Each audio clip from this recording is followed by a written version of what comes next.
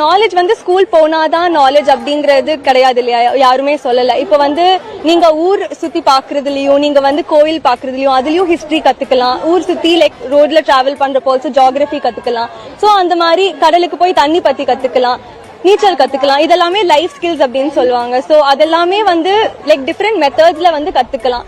என்னது கோயிலுக்கு போனா ஹிஸ்டரிய கத்துக்கலாம், பீச்சுக்கு போனா ஜியோகிராஃபிய கத்துக்கலாம்? அக்கா அக்கா அக்கா அக்கா என்னக்கா பேசினுக்கிற நீ? இந்த அழகா இருந்தா மூளையே இருக்காதுன்னு சொல்லுவாங்களே, அதை வந்து இந்த அக்கா ப்ரூவ் பண்ணிருக்காங்க.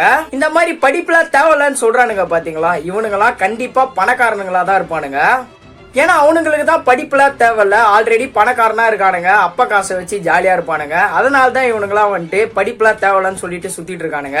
அக்கா சொல்ற மாதிரி படிப்பு இல்லாமலேயும் மேல வரலாம், ஆனா நமக்கான மரியாதையும் அந்தஸ்தையும் வந்து படிப்பு தான் கிரியேட் பண்ணி தரும். அதனால யாராச்சும் இப்படி சொல்றாங்கன்னு சொல்லிட்டு படிப்பெல்லாம் விட்டுறாதீங்க, கண்டிப்பா படிச்சு முன்னேற வழிய பாருங்க.